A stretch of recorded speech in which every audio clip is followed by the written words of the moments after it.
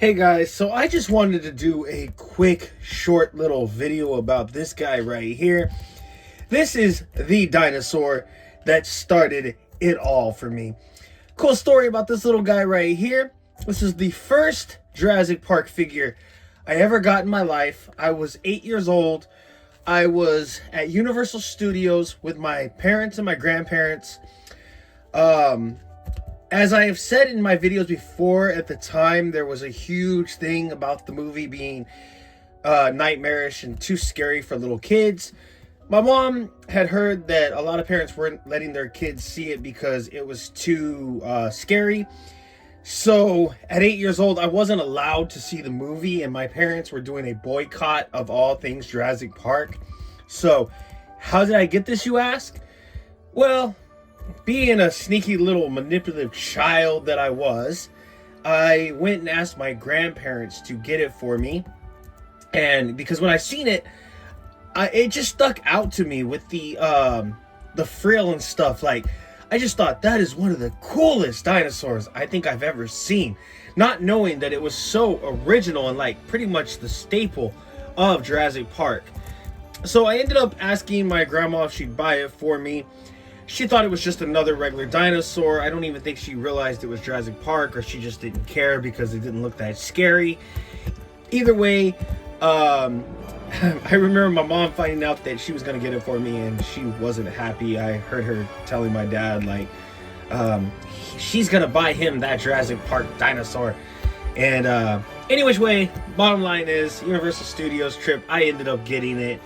And it was shortly after that my aunt ended up watching Jurassic Park before the rest of my family had even seen it.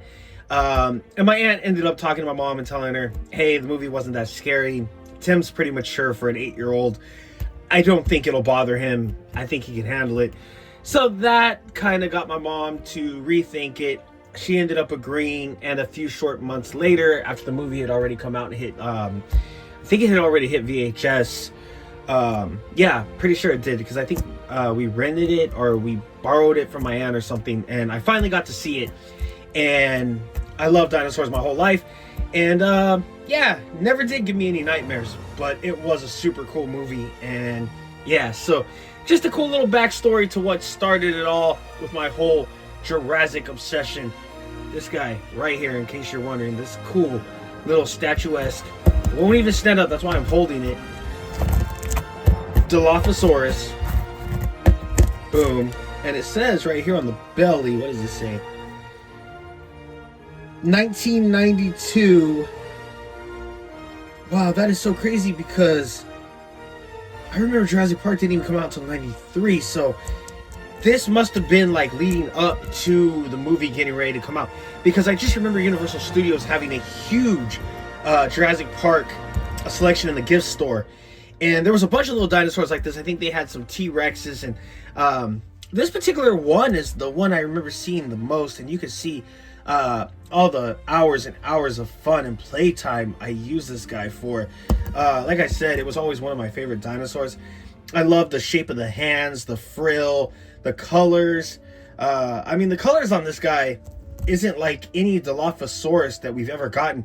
As a matter of fact, Mattel, if you end up seeing this video, here is a really cool Dilophosaurus repaint you guys should do. I would love to see this on a figure. This would be so epic. I might not even be maybe I should take one of my Dilos and actually do this repaint. It would be so cool to see, because we get so many green Dilophosauruses, and to get this like dark gray one, I don't know. Super cool. I wish I could remember some of the other dinosaurs. I'm pretty sure I remember seeing like a brown T-Rex, so I'm sure they had a Rexy. And I remember there was like plushes, and it was just this cool little gift store section at the Universal Studio gift store that was just full of Jurassic Park, and it just had my curiosity on full, because anything before Jurassic Park when I was a kid was like rip-off, knockoff dinosaurs. I'm from the time and era when pterodactyls were a thing, and I still will call pteranodons or pterodons or anything you want to call them pterodactyls, because that is just what I grew up calling them. They were never pteranodons or pterodons, or Pteranodon, I know, is the actual one. I like saying pterodon too, but Pteranodon is official. And I will always be a pterodactyl guy, sorry to say. Don't care if they don't exist. That is what I grew up with. That is what I remember. I remember seeing the little crazy funny pterodactyl on Pee Wee Herman when I was a kid. Any game that I ever played, anything involving dinosaurs. I remember going to like the Fresno Museum when I was a kid and seeing like the dinosaur animatronic, and that was the stuff we had.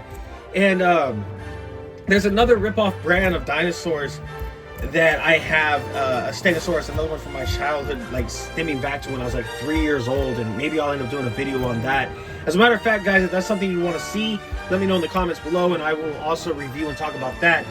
And the Jurassic Park franchise just changed dinosaurs forever, and I'm glad they did. Anyway, guys, thanks Steven Spielberg for making the movie. You know, thanks thanks for the book being written. I know it's I can't even think of the author's name of Jurassic Park right now, and it's really bugging me. I know it's Crichton or Crichton, I think. Something Crichton. I can't remember the first name. But any which way, yeah. Thank him. Thank goodness he wrote the book. Thank goodness Steven Spielberg decided to make a movie about it, because it was just life-changing. And it changed dinosaurs and the way we see dinosaurs and species and toys and everything forever. So, anyway, guys, thanks for watching. We'll see you in the next video.